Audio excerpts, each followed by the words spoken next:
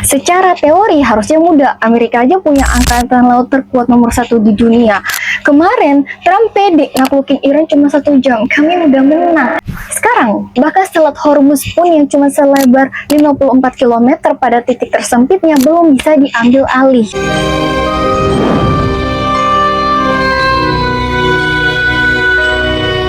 Here we go. Assalamualaikum, ketemu lagi dengan aku Sarah Ladiu, pencerita yang nemenin kamu dimanapun kalian berada.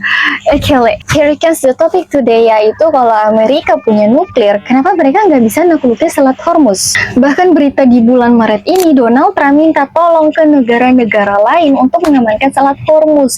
Dia ngedesak Cina, ngedesak Inggris, ngedesak NATO, ngedesak Asia. President Trump is calling on countries from the UK and France, South Korea, and Japan, even China, to help keep open the Strait of Hormuz. Nah, kenapa kok Trump yang pede memulai perang pas Iran bales blokir Selat Hormuz?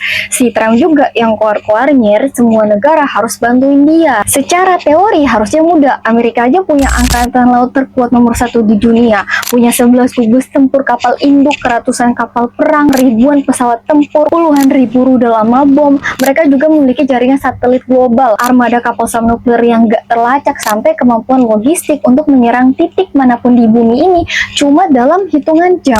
Kemarin, Trump pede naklukin Iran cuma 1 jam, kami udah menang. Iran dibombardir, dihujani serangan udara 2 minggu non-stop loh.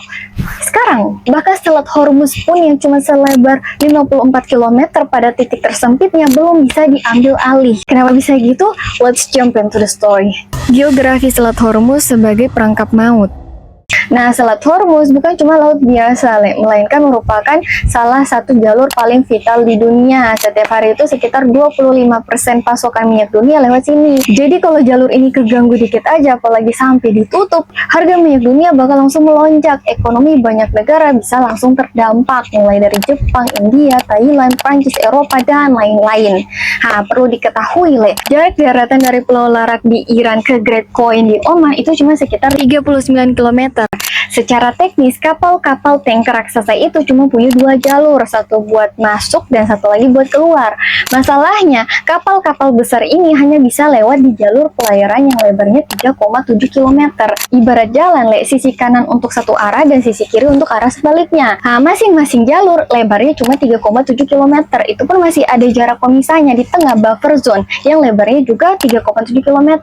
Artinya, ruang gerak kapal di sana sangat sempit. Pergerakan kapal mudah ditebak dan hampir nggak punya ruang lagi kalau misal tiba-tiba ada bahaya datang. Makanya dalam situasi konflik Iran versus Amerika dan Israel, kapal tanker minyak memang jadi sasaran serangan. Kecepatannya aja itu maksimal 20-30 km per jam. Jadi geraknya lambat kayak siput, nggak bisa saset-saset gitu. Bermanuver kayak pesawat tempur yang bisa ciu-ciu gitu untuk menghindar. Belum lagi ukurannya segede gaban, bikin kapal-kapal itu gampang ketahuan dari jauh, karena jalurnya udah pasti gitu kan, cuma ada 2 jalur, gerakannya mudah ditebak. Ditambah lagi ini kapal dagang yang gak punya sistem pertahanan kayak kapal perang. Alhasil di mata militer Iran, kondisi ini tuh jadi kayak killbox, sekali diserang ya pasti kehantam. Taktik perang asimetris dan ancaman jarak dekat.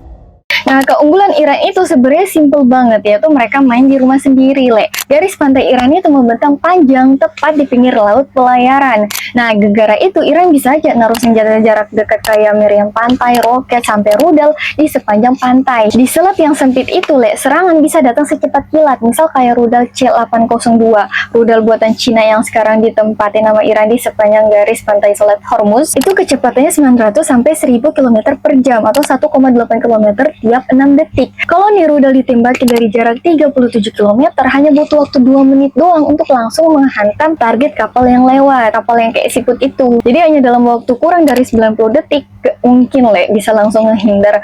Bayangin dalam waktu itu, target kapal tuh harus ngedeteksi, harus tracking, harus nembak balasan, harus kena target.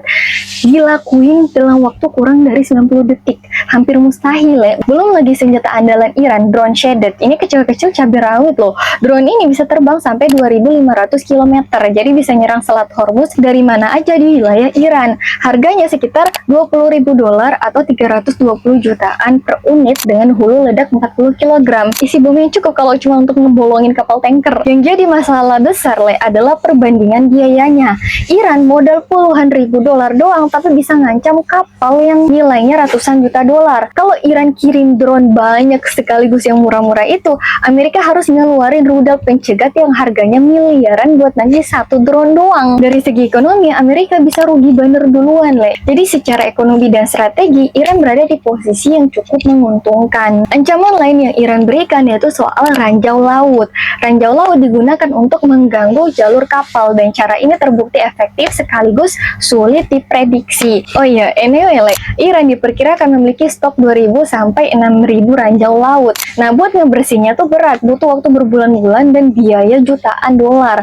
Apalagi nih MCM yang kayak semacam tim penjinak bom yang khusus di laut itu udah banyak dikurangi sama Angkatan Laut Amerika selama 30 tahun terakhir. Jadi kalau mau cepet-cepet bersihin ranjau di sana nggak bisa, soalnya skill yang ada di Angkatan Laut Amerika tuh udah langka. Mungkin ini juga yang bikin Trump maksa NATO sama sekutunya buat bantuin ngembangin Selat Hormuz. Dan biasanya Iran pasang ranjau di Selat Hormuz tuh pakai kapal biasa yang susah kedeteksi radar. Nah, gara-gara ranjau laut ini akhirnya banyak perusahaan asuransi nggak mau lagi ngasih perlindungan buat kapal-kapal di Selat Hormuz. Jadi ya emang itu tujuan Iran, nyiptain ketakutan dan ketidakpastian. Sekali suatu wilayah dipasangi ranjau, area itu bakal dianggap bahaya terus. Padahal naruh ranjau itu gampang dan murah, tapi bagi Amerika bersihnya tuh butuh waktu lama, biaya gede dan resikonya nyawa. Bener-bener modal dikit untung gede. Pantesan kemarin Trump bilang strategi Iran tuh kayak permainan catur yang pemain-pemainnya pinter-pinter, punya IQ tinggi.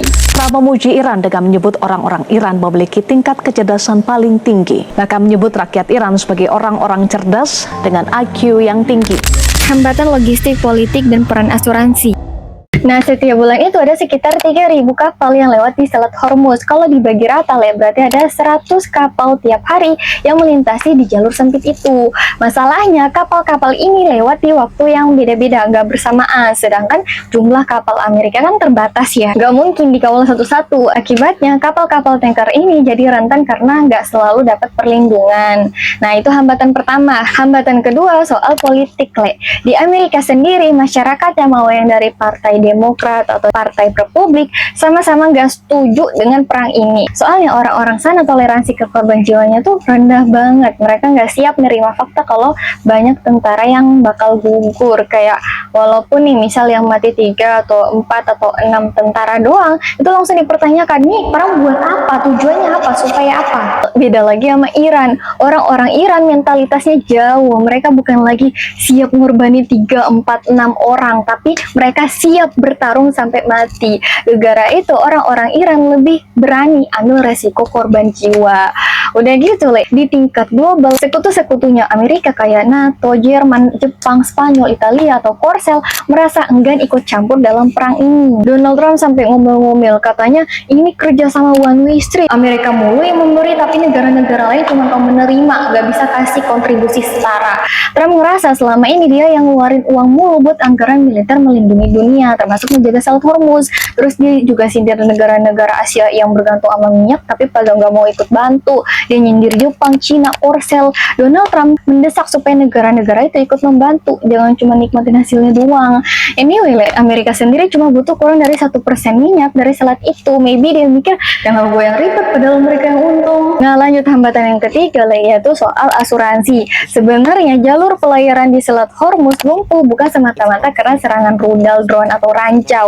Yang paling berpengaruh itu faktor asuransi. Perusahaan asuransi bisa aja ngurangi perlindungan secara drastis atau bahkan menolak ngasih asuransi, khusus untuk kapal-kapal yang berlayar melewati Selat Hormuz. Skemanya gini, sebelum berlayar, pemilik kapal harus daftar asuransi. Misal harga kapal 2 triliun gitu, dan misal harga muatan minyak 3 triliun, totalnya kan 5 triliun ya. Nah, si pemilik kapal ini daftar asuransi. Ini uang 10 miliar, kalau kapal saya kenapa-kenapa, tenggelam karena badai, kalian yang bakal ganti kerugian 5 triliunnya ya. Tapi kalau kapal ini lewat Selat Hormuz kayak yang kita tahu sekarang, wilayah itu kan lagi berkonflik, resikonya jadi tinggi. tinggi, peluang kena rudal tuh lebih gede. Sedangkan asuransi ini kan perusahaan bisnis, paling anti sama resiko tinggi, makanya si pemilik kapal harus bayar lagi. Nah, karena resikonya tinggi, biaya tambahnya juga gede, bisa sampai 1 triliun dari yang tadinya cuma 10 miliar, atau malah bener-bener ditolak, gak boleh daftar asuransi. Kalau gak ada asuransi, pas kapalnya berlayar terus beneran kena rudal, ya udah kerugian 5 triliun ditanggung sendiri. Akibatnya kapal-kapal tanker jadi kayak terjebak gitu, bukan karena jalurnya bener-bener ditutup, tapi karena secara ekonomi mereka nggak berani lewat tanpa jaminan keamanan finansial. Penutup. Jadi gini kesimpulannya itu Iran sebenarnya nggak perlu benar-benar menguasai Selat Hormuz buat bikin jalur itu lumpuh total. Mereka cuma perlu bikin situasinya jadi terlalu berbahaya buat dilewati.